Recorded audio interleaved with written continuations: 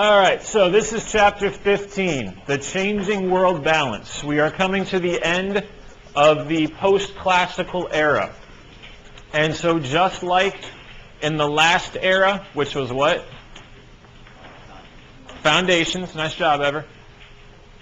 Just like at the end of the Foundations era, guess what we're going to see? New civilizations pop up, and at the same time, decline of old civilizations. This is the trend. This is why we break history up into periods like this, because we see the same things happen time after time after time in history. And so this is the easy way to break it down, is we watch for the trends in the rise of some civilizations and the decline of others. So here's a quick glance back at some of the major groups we covered in the post-classical age. We started with the Arabs in chapter 6 and 7. And at the beginning of the post-classical period,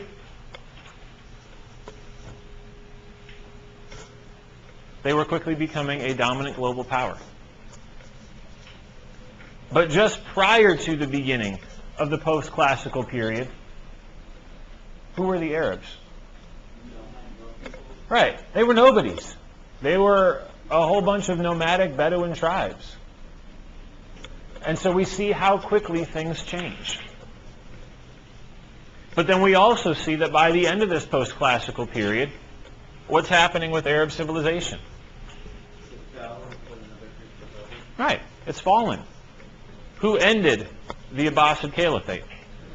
The Mongols.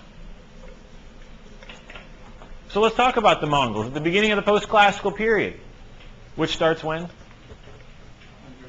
600. Who were the Mongols? More nobodies. Right. I mean, they were pretty cool pony riders. Sorry, Nick. Hanging out on the Asian steppes, moving their flocks of sheep or goats or horses from one grazing ground to another. But they weren't doing anything significant other than fighting with each other. By the end of the post-classical period, who were the Mongols? They've already conquered a lot of land, and that's where they're not competing for control of it. Right. They're almost back to being nobodies again. And so this is one of the times that we get to notice just how quickly events can take place in history. They start off this era as nobodies, and they end this era as soon-to-be nobodies. But what did they do in between? They killed a lot of people and conquered the largest known empire on the planet up to that point in history. We look at China. China at the beginning of the post-classical period is doing what?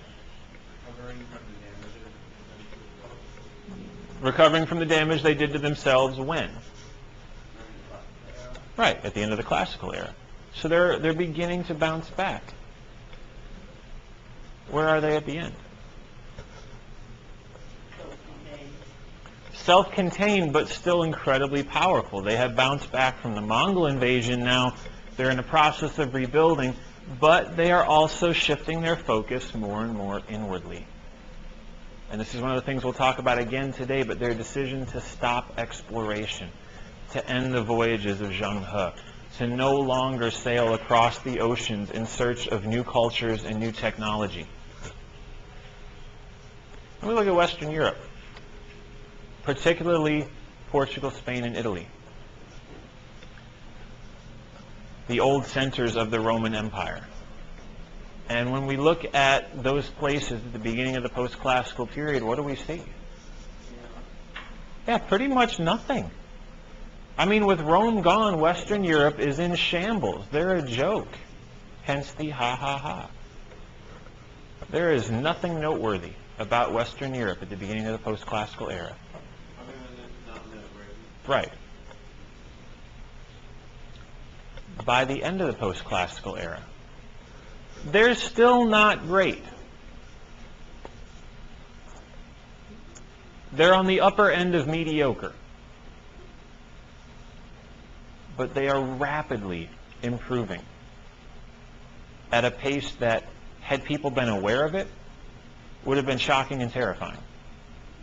But not even the people in Western Europe were aware of how quickly they were improving, and would not become aware of that for another couple hundred years into the next era that we're going to study. So much like in the last era, the foundations era, one sec, we see rise and we see fall. And we see it for a lot of the same reasons. Governments begin, a great deal of effort and cooperation and sacrifice goes into it, and by the end, they've gotten too big, they've gotten too corrupt, they've gotten too inefficient, whatever the case is, and we see this process of decline. David, what was your question? You said that they weren't even aware of what the pace they were in. Mm-hmm. You mean relative to the rest of the world?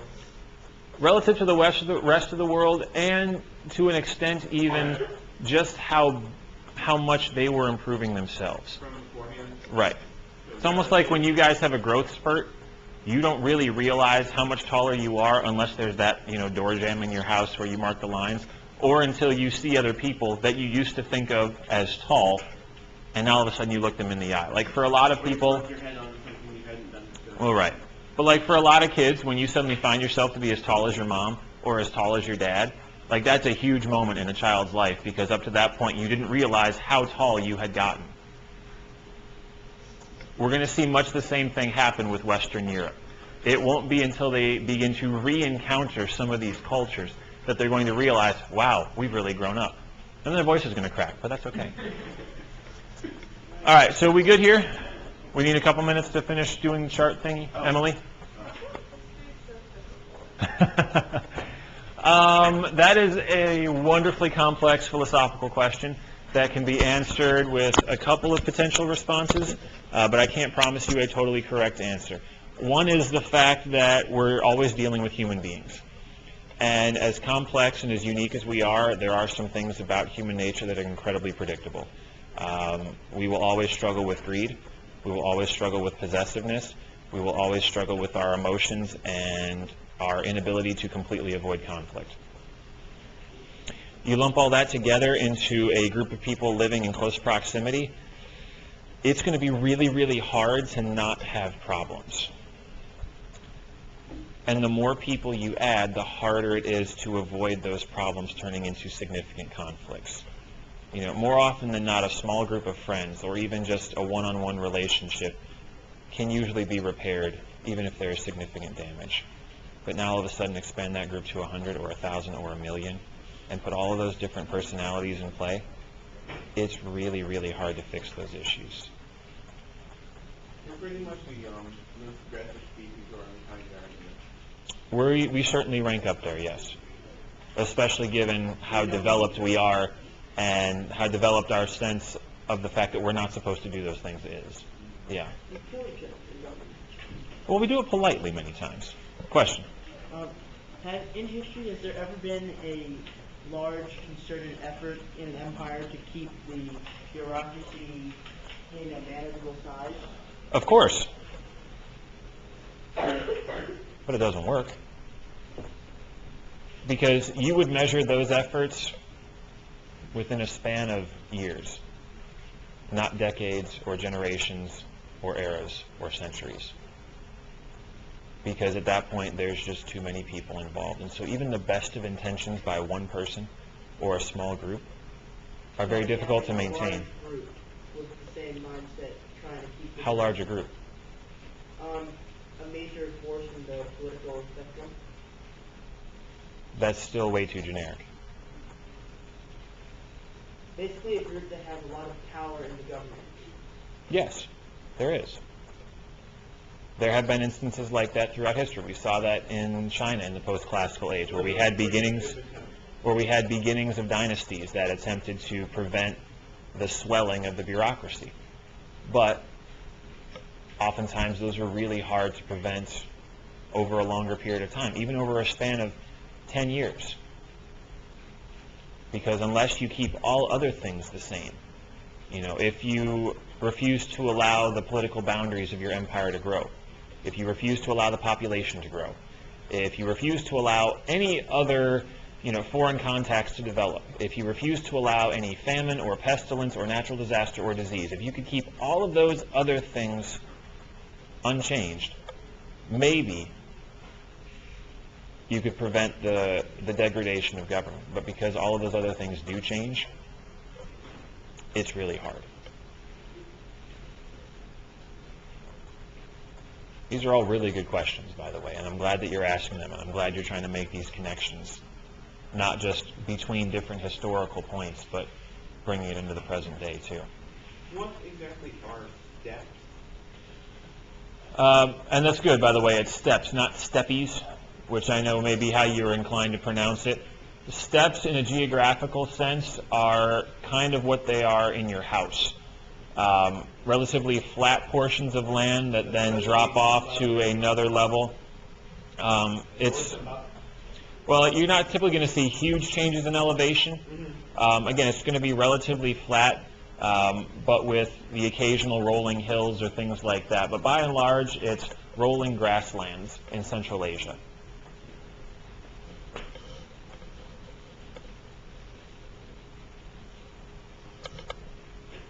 Any other questions? Yeah. Can you hold on a little more moment so I can finish copying this down? Okay.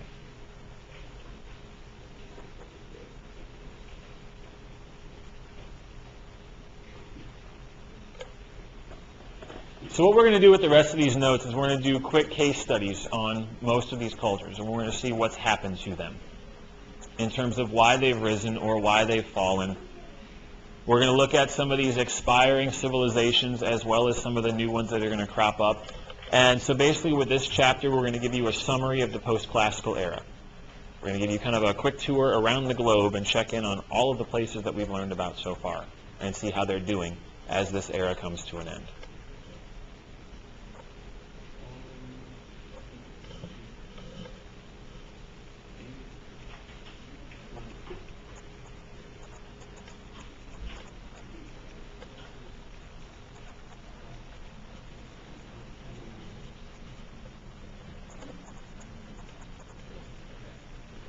All set? All right. So we start with the Arab Caliphates, the Abbasids. And again, please do not feel compelled to write everything, or if you feel compelled to write everything, realize that you can get all this on the website later. Here are some of the reasons why the Arab Caliphate declines. You have continued conflict between religious leaders in society and political leaders in society. But because this is an empire founded on religion, there is always this preference towards religious leaders. One of the things that we find throughout history is that religious leaders tend to be, emphasis on the word tend to be more conservative, less willing to change. Why would that be? Why would they be predisposed towards not changing things and leaving them the same? Nick, go ahead. They like power. Potentially. Also a little bit cynical. Why else?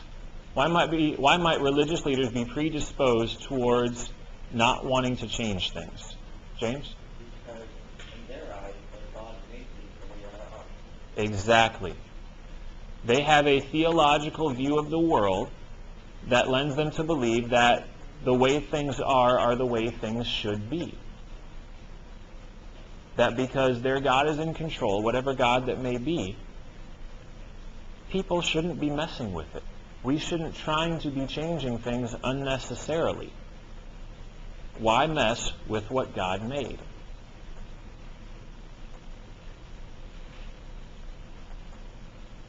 And so as we see central power weaken, and hopefully that graphic gives you some sense of what we're talking about, where the big crown is now being spread into all the little crowns, we are moving towards a feudal society. Or instead of power being centralized, it's now going to be what? Regional. So we're now going to have regional landlords, just like in where? Western Europe and Japan. And the lower class, instead of just being poor peasant farmers that are still relatively independent, they will quickly become serfs. And what's the difference? Serfs are tied to the land owned by their feudal lord. They're not quite property, but they come pretty darn close.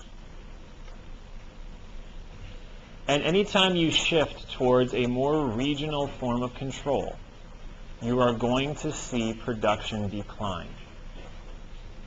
Things will become less efficient when done on a smaller scale. Why would that be the case? Why would things become less efficient when everybody's doing things independently? They all do it differently. Nobody's able to find the one best way that would benefit everybody. Do what? Right? They're more prone to be selfish and not share, especially in times of need. You're going to see this mentality of, well, I worked really hard to get this, and you slacked off and you were lazy, and so it's not my fault your people are starving. You should have been a better leader. That then hurts all of society. You are less likely to be as innovative because you are going to have fewer people that you can dedicate specifically towards innovation.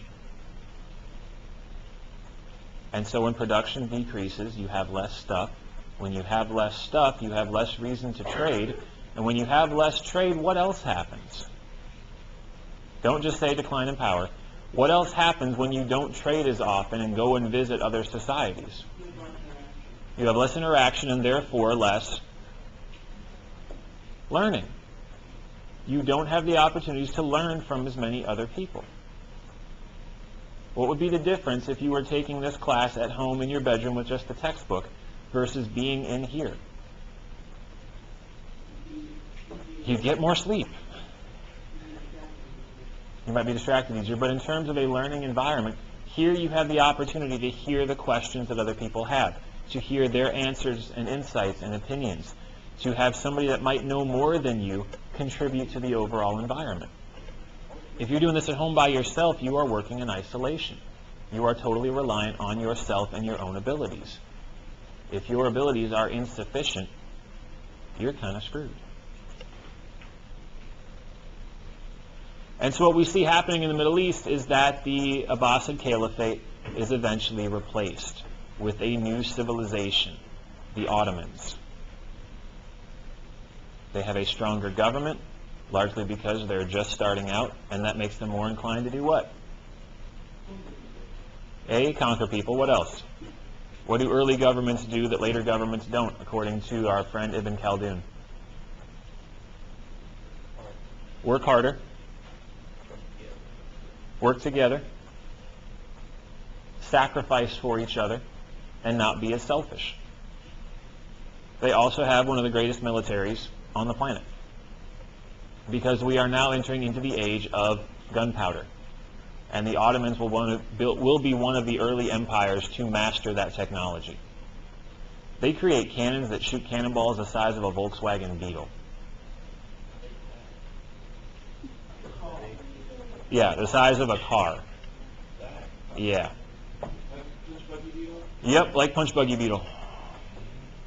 And so because of their technology, they are able to do what the Arabs were not, which is conquer the Byzantines.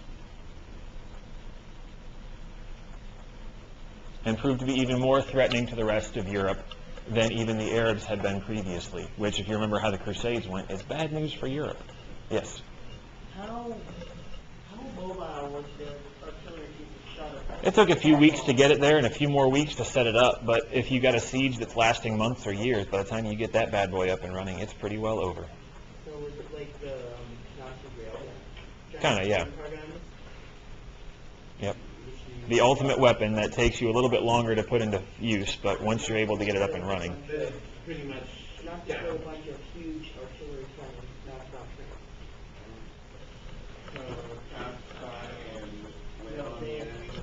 they bring parts to the certification, set it up and bombard. Yep. And that's what the Ottomans have to do with these mega cannons. Because of the lack of training to transport. It takes even longer. All right, are we good here? Do we need more time? Spread things up More time? once they, Okay.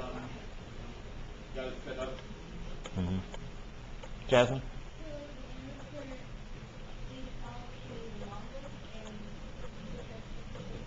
Very good, yes. The Arabs fall to the Mongols, and then the Mongols leave. And this is what we call a power vacuum. If I were to leave the classroom and never ever come back, chances are good that one person at some point would stand up and say, hey guys, let's, and then fill in the blank with whatever they decided was important to do. Hey guys, let's keep learning, because that's what Mr. Ackerman would want us to do. Or, hey guys, let's leave, because he gone. Somebody would step in and fill my role as a leader. This is what we call a power vacuum. There is an absence of power, and it must be filled. So when the Arab civilization is gone, thanks to the Mongols, who then leave as well, it's a power vacuum. There is an absence of power, and somebody will step in and fill it. And so in this case, it's the Ottomans, who are already there, but just who were not in a position to be powerful before this. If you need an example, look at China and Japan. When China is strong, Japan is weak. When China gets weaker, what happens with Japan? They're able to become stronger because there is a power vacuum. Yes, ma'am, Mark. Well, they tried to go a little bit further west. The Mongols tried to go a little bit further west of the Arab Empire, and they ran smack dab into a slave dynasty in Egypt called the Mamluks. And the Mamluks fought the same way the Mongols did, on horseback with light cavalry. And because by that point the Mongols were so spread out, the Mamluks whoop up on the Mongols. That's one of their greatest military defeats. And that pretty much ends the Mongol presence in that part of the world, which again, power vacuum, new empires are able to begin to rise. Nick? The Mongols traded to defeat the Mongols, then why was Napoleon able to defeat the Mongols? Because the Mamluks were still using the same technology when Napoleon showed up. They're still using their light cavalry to charge Napoleon's cannons, which, as you can imagine, did not go well. Wow. What year was Napoleon? It was like... He was in Egypt in like 1802. French Revolution. Oh, So he doesn't... Well, that's the beginning of it. Napoleon doesn't become a factor until the mid-1790s after the Reign of Terror. Yeah. So it was he who,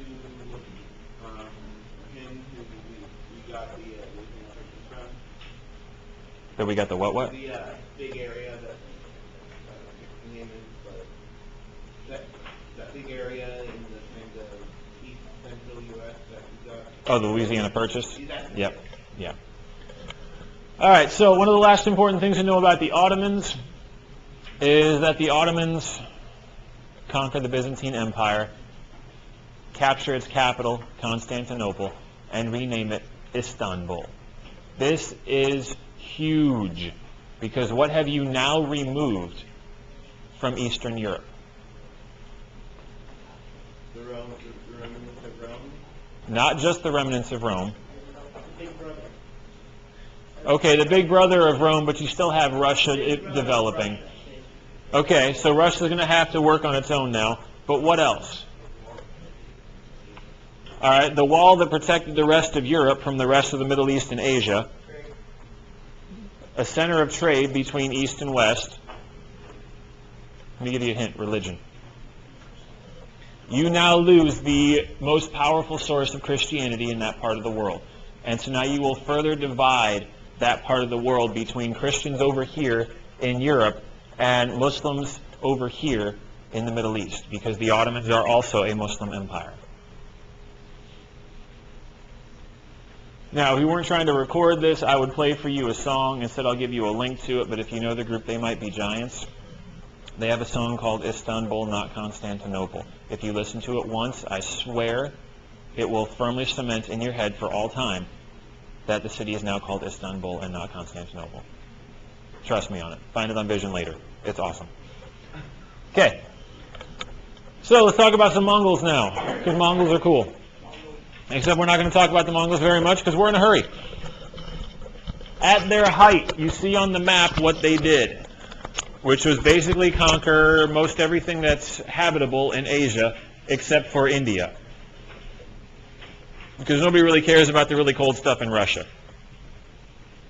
And nobody really cares about the cool stuff in Russia. Right, unless you're trying to build a Soviet gulag, in which case you care about it a lot. But that's neither here nor there. Gulag, prison. We'll get to it in about 1,000 years. Wait, you're left. What? You're left. No, history years. All right, so at its peak, Mongol Empire stretches from the Pacific Ocean, the Korean Peninsula, all the way across Asia into Eastern Europe and Baghdad. They tried to invade Japan. They got rolled over by a tsunami. They tried to invade further into the Middle East and got rolled over by the Mamluks. They tried to invade into Eastern Europe and ultimately were defeated by the Austrians. Other than that, they tore up everybody in their path. Stephen?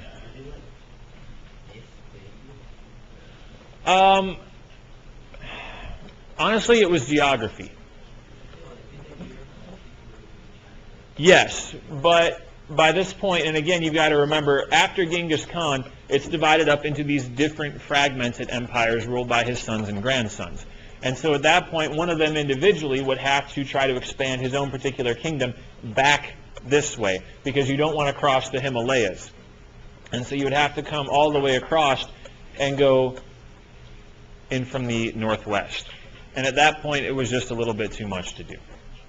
Easier targets were to be had to the west with the Arabs and with Western Europe. They were drooling over Western Europe. And it just so happened that first Genghis Khan died and pulled them all back so they could hold the election for the next great Khan. And then Ogadai got elected, and then they all went back to conquering. And then Ogadai passed away, and they all had to go back for the next election. And at that point, Western Europe was spared more by fate than anything else. So, some fun facts. They control the largest land-based trading network in the world by reviving the Silk Road and extending it from Beijing all the way to Baghdad and making the Silk Road amazingly safe. The long-standing joke was that a man or woman or child or whomever could walk from Baghdad to Beijing with a golden bowl on their head and nobody would touch them because they were that terrified of Mongol retribution. Because trade is so safe, what's the effect? Right, increased learning and trade. So not just exchange of goods, but also exchange of ideas, spread of religion, all of those things are impacted because the Mongols made land-based trade so safe. When they decline, guess what happens to those land routes? Bandits. Bandits. When the Mongols go away, people aren't worried now about turning to a life of crime. Robbing a merchant caravan is an incredibly lucrative job opportunity. And as long as there is no police force there to potentially kill the robber, there will be lots of robbers. Which is exactly why when the Mongols go away, the Silk Road doesn't get used nearly as much. Now, people still want to trade. So if you're not going to use the Silk Road, what are you going to do? Go by water. And so this is where you will see oceanic trade routes become more popular. Even for China, voyages of Zheng He along the Indian Ocean, and for Western Europe exploring the Atlantic and the Indian Ocean. Plus, which one's faster? Ocean travel, provided you have a ship that's big enough and strong enough to survive the storms on the ocean. And so as technology improves, ocean travel becomes the preferred means. Which way would you rather travel today, on a car or in a plane? And I'm sorry if that sounds like a Dr. Seuss quote, but right, plane would be faster. And so as long as you can get all your stuff there, people want to use the most effective means of transportation. Yes, sir. Well, right. That is my question. How, more like a general ship travel thing for that time period, but how did they get the wind to direct their ship in the direction they wanted it to when it wasn't flowing completely properly? Especially on the ocean, there are winds that we call trade winds. that seem to blow consistently in the same direction day after day, year after year. Now, obviously, the problem is they're almost like one-way streets. You can take a trade wind in one direction, but you can't go back. You have to find a way back. So you have to find a different trade wind or a different oceanic current. And just hope you can actually find one here. Right. Testing out the water for the first time. Exactly. All right, are we good here? Emily? I have my own private theory, which is probably wrong, but I think it's funny. I think somebody bet Genghis Khan $5 over the campfire one night and said, I bet you can't take over the world. In reality, what it probably was, he had the opportunity to do what very, very few Mongol leaders had the opportunity to do before, which was to unite the overwhelming majority of the Mongol tribes. And so once they stopped fighting with each other, they still had this culture that glorified war and conquest. Your textbook does a good job of describing, the Mongol view of warfare, which is they get giddy over it. Genghis Khan is famously quoted several times as saying that he loved the sound of battle and the screams of death, and taking the women and children of his victims into captivity, and he reveled in that lifestyle. And so again, at that point, once they stopped fighting each other, it was very, very easy to turn that mentality against the broader world. You got to imagine that if Western Europe could have ever been unified under a similar ruler, somebody like a Charlemagne that could have united not just France but all of Western Europe, you probably would have seen that same mentality turn itself to the Middle East. Imagine the Crusades fought by an entire united Europe. Yeah. That's what the Mongols were able to do. Plus, their technology and their military tactics were far superior to anybody else's at the time.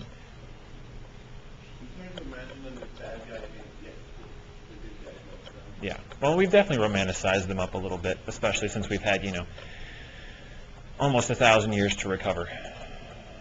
But there are still places that do not like the mention of Genghis Khan. They wanted to put a statue up of him in D.C. a few years ago, and there was such a public outcry from some of the embassies of some of the nations that were conquered by the Mongols that they killed the plans for it. Yeah. If the Mongols had invaded Western Europe, do you think the Pope could have united the European... Oh, they'd have been screwed. Western Europe stood zero chance against the Mongols. Zero chance. I know you're a big Warhorse fan, but it ain't happening, buddy. I try to make different opinions. You don't ride ponies in battle. Unless you're the Mongols. All right, let's talk about China. We already covered this in Chapter 13. They expanded significantly and created tribute relationships with some of their surrounding neighbors, specifically Japan, Korea, and Vietnam. They then went on to produce some of the largest trading expeditions the world has ever seen. In fact, if you jump down to the box at the bottom, and this is just here more for curiosity's sake than for you to copy, but it's a great comparison. If you look at Columbus, Columbus set sail on his first voyage with 3 ships and 90 men. A couple years earlier, Vasco da Gama on his trip to India took 4 ships and 160 men. After both of them, Ferdinand Magellan took a whopping 5 ships and 265 men. If you compare that to the trading voyages of Zheng He, he took a couple dozen treasure junks and then somewhere between 48 and 317 total ships, totaling 28,000 men on this voyage. Sahil? What's that? Not necessarily, given what they wanted to do and given that they knew where they were going. But it also shows you the wealth that China had at their disposal, that they had a navy that big that they could send all those ships. Plus, if they're willing to send those, what does that mean? They know what they're doing. A, that they know what they're doing, but do you ever put all your eggs in one basket? They had a lot more. They had more. There's a lot more stock just waiting. Right. So again, that gives you a comparison between Western Europe and China in terms of how powerful and how wealthy China was. I mean, this was obviously a serious endeavor on their part, but this was still kind of a curiosity mission. Yeah. You know, you look at what we do with space. Look at what we do with space exploration. Look at the money that goes towards NASA. It's valuable information. It's incredibly valuable. But it's also really expensive, and there are probably other things that money could go towards. But the fact that we are able to fund space exploration and do all these other things is a testament to just how much wealth is available. Emily? So, they're like doing explorations and stuff, but they're like talking first with NASA. Yeah.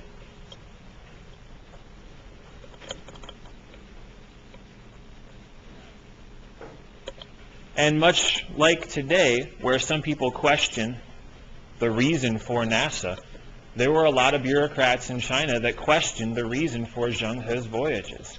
They said, why are we spending money on this? We've only recently kicked out the Mongols. Shouldn't we be more focused on them? Shouldn't we be more focused on our economy? Shouldn't we be more focused on expanding our borders? Why are we wasting this time and this money and this manpower on exploring the ocean?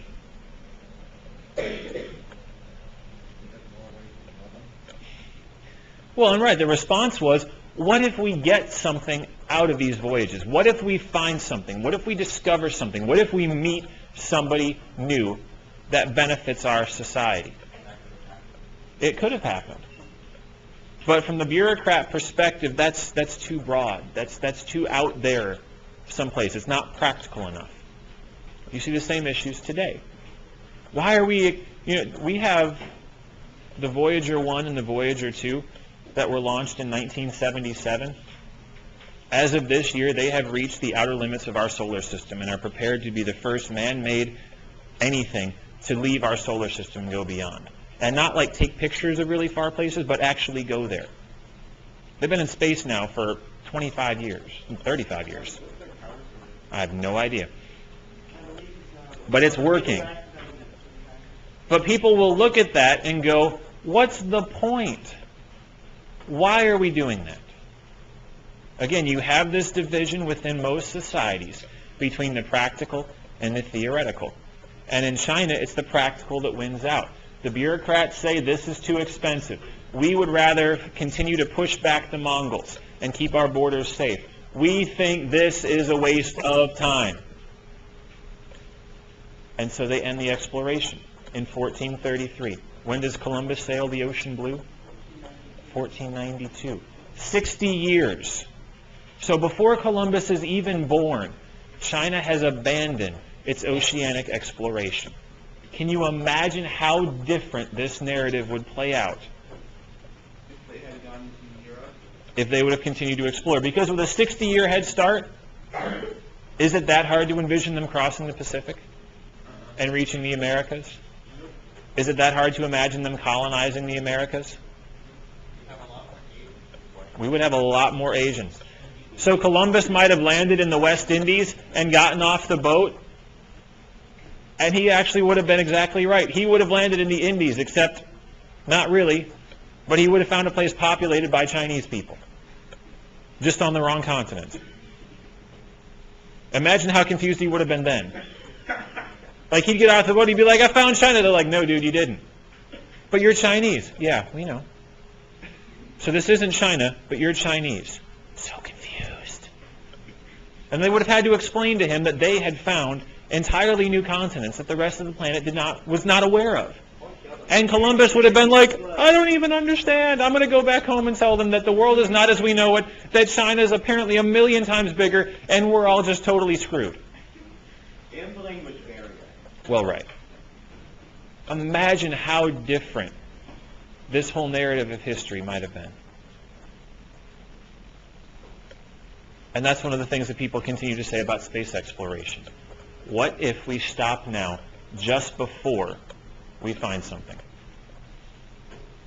What if we look back on this 1,000 years from now and we're kicking ourselves and saying, God, why did we stop? We were so close. We didn't know it, but we were so close to finding, fill in the blank, a new habitable planet, Intelligent life, a new power source, whatever.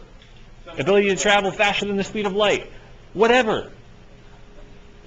And this is the problem with history. It always is so much clearer in hindsight. It always makes so much more sense after you touch the stove that you shouldn't have done it because it's hot.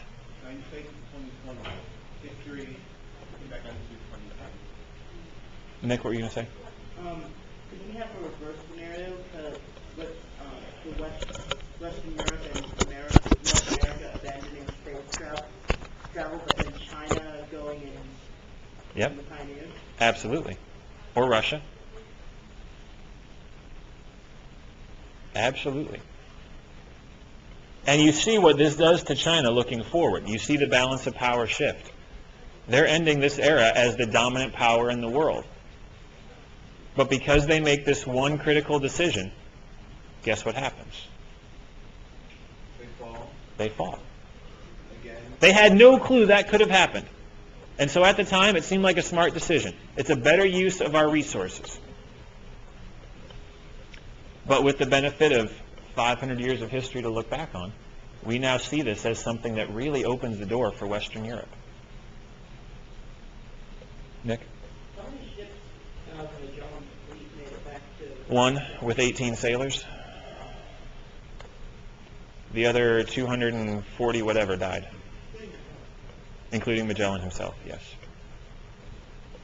But that's because he was bossy. No, he died of a poison arrow from the Philippines because he tried to forcibly convert all the people on the island to Christianity and they didn't like it. And so they shot him, and the rest of his crew said, well, we're out of here. But that was after an ocean voyage where they survived by filing down portions of the ship and eating the sawdust. That was after they had killed all the rats. You think I make this stuff up? It's too awesome to be alive. Can you get it off the website? It's a quick thing. Okay.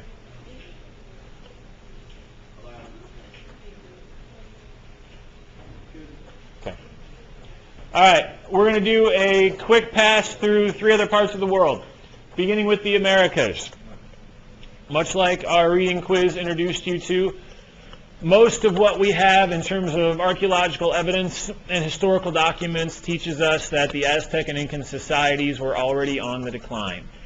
They were still awesome, they were still amazing, there's still a chance they could have turned things around, but it didn't seem like it was going that way. And they never got the chance. Right, and it becomes a moot point because they never got the chance to. And so when Hernan Cortez shows up in Mexico with 450 Spanish soldiers and firearms and armor and disease,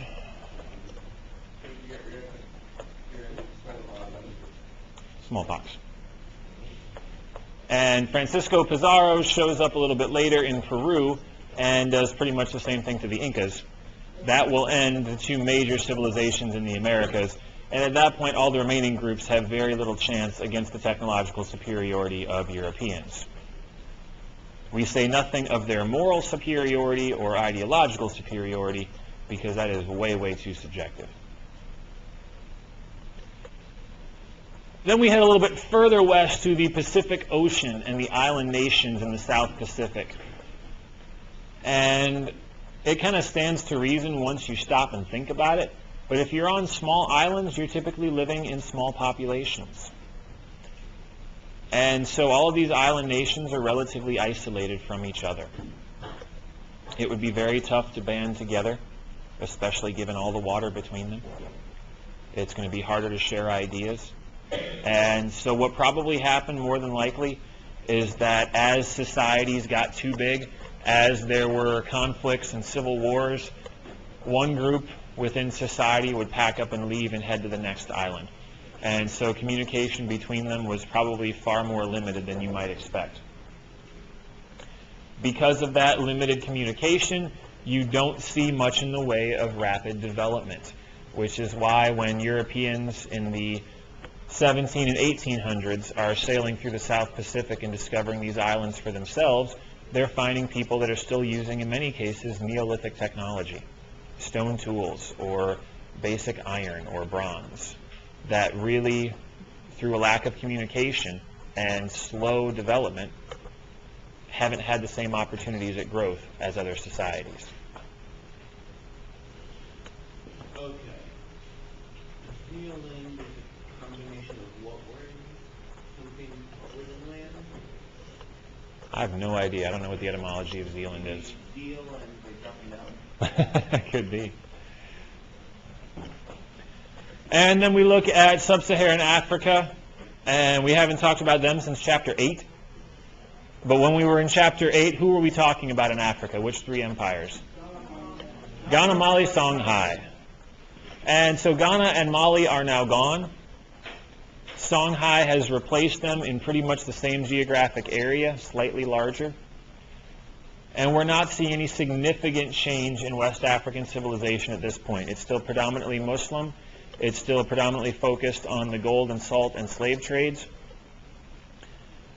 And so because there are no significant changes yet, we don't really spend much time talking about them. That doesn't mean nothing is happening.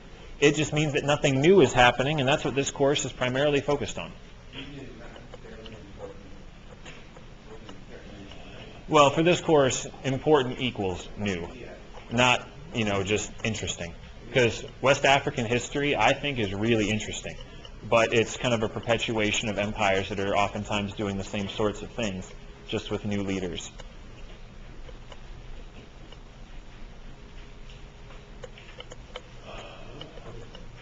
What's the what?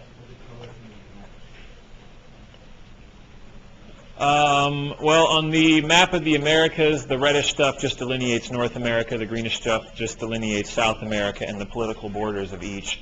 And in Africa, the dark green shows what we consider to be Sub-Saharan. Yes, sir? What about the yellow right here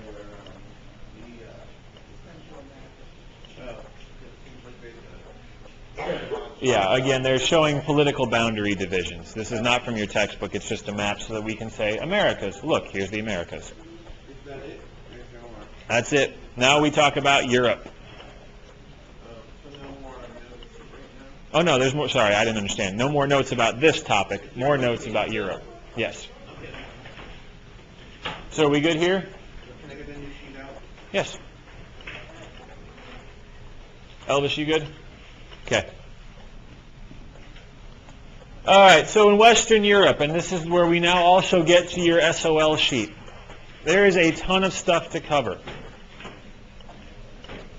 And so we begin with the end of the feudal system in Western Europe, and it happens for a couple of different reasons. Mostly, the feudal system could not feed the European population. Remember how we talked about regional systems don't cooperate well, and so production is low? That's what was happening in Western Europe. The population was too big, technology was too insufficient, there wasn't enough food, something had to change. As that's happening and people are trying to wrestle with that problem, the Black Plague shows up. Thanks to who? The Mongols, and then the Italian traders that brought it back from the Black Sea trading posts where they were stationed.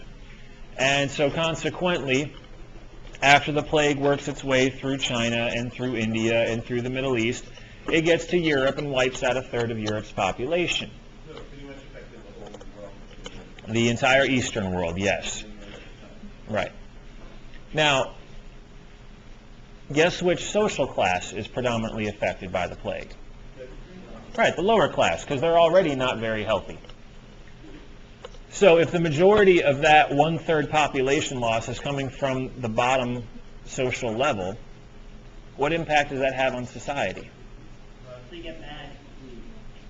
Well, obviously they're mad, and they're ticked at the church for not being able to protect them, and they're ticked at their nobles for not being able to protect them, but they're dead and they're poor, so who really cares if they're upset?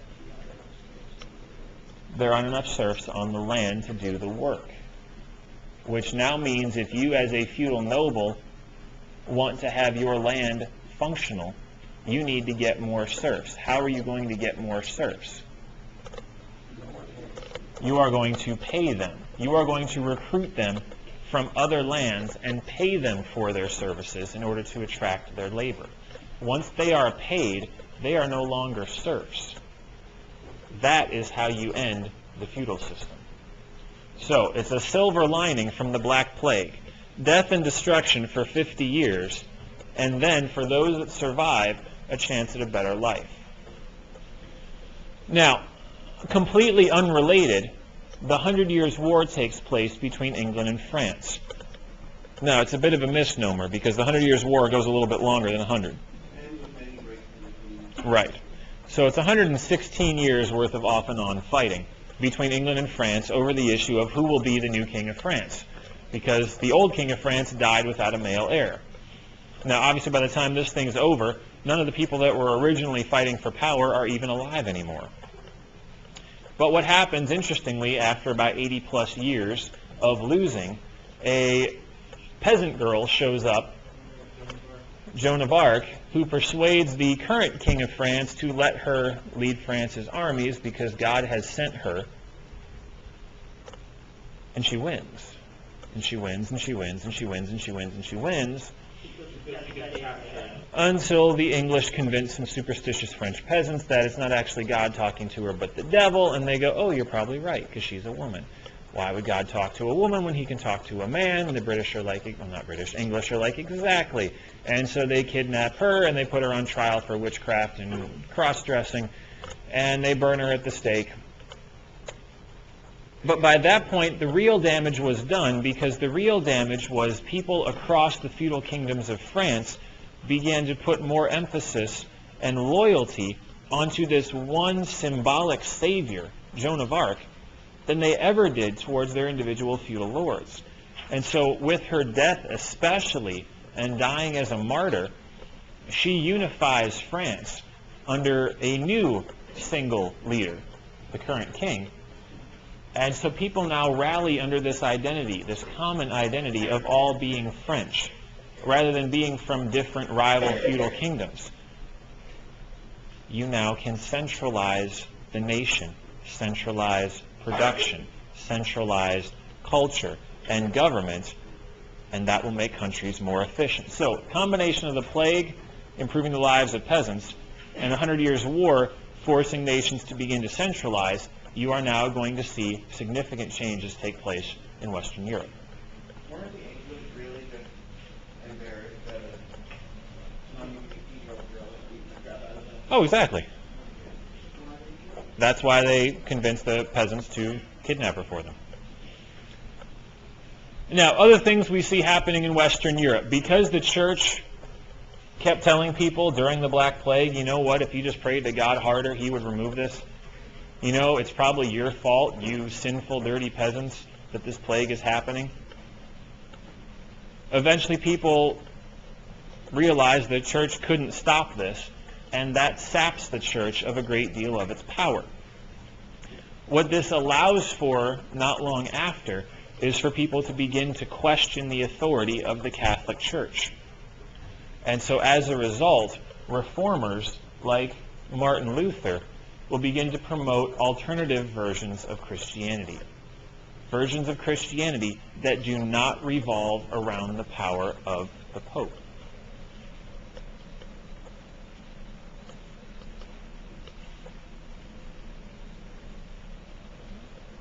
And so here's where you need to remember the trend that we talked about way back in chapter 5. When government is weak, what is typically very powerful? Religion.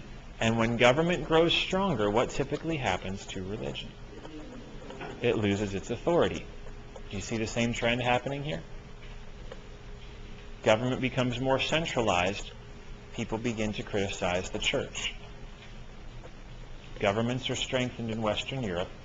The Catholic Church's power begins to erode. It never goes away entirely. It still remains a critical part of people's individual lives. But as a source of power, it no longer has the same strength. Now, do you think the Catholic Church is happy about this? Obviously not. So I'm going to jump ahead real quick. I know you're not done. Get them on the website later. The Catholic Church will begin a counter-reformation. They will attempt to bring people back to what they consider to be the true faith, and they'll do it in a variety of ways. First, they'll kick the Moors out of Spain and Portugal, the Muslims that had crossed over during the Abbasid Caliphate. They're also going to create the Spanish Inquisition to stamp out what they consider to be heresy, or people speaking out against the church. And so they will persecute not just Muslims in Europe, but they will also persecute Protestants and Jews and anybody else who doesn't agree that Catholicism is the correct religion. And they have some very persuasive techniques to use this that I will go into in a second. But they're also going to do some things that aren't quite so violent. They're going to send out missionaries, especially to newly discovered parts of the world, like coastal Africa and eventually the Americas. They will also create a new branch of priests that are highly educated and highly motivated. Jesuits are these new Catholic missionary priests that by today's standards would go to college to get a bachelor's degree, and then back to college to get a master's degree, and then back to college to get a PhD before they would ever be allowed to practice. You now have highly educated, highly motivated priests on the front lines of the missionary field. People that are eloquent and educated and outspoken in their conviction. And so the combination of these positive approaches, as well as the threat and intimidation of the Inquisition, manages to keep a great deal of not only Europe Catholic, but most of the world that is exposed to Christianity will be exposed to Catholic Christianity. And so as you look at places like South America today, what's the dominant religion? Roman Catholicism. Can I show you some highlights of the Inquisition real quick? Yeah. Okay. Burning at the stake, common form of torture. Give me 30 seconds. Something else, a slow rotisserie over burning coals in order to get you to confess that you need to go back to the Catholic Church. And then my personal favorite, a small incision in the abdomen where you can then slowly pull the intestines out inch by inch, prolonging death over a matter of hours, but obviously you can't stuff that back in.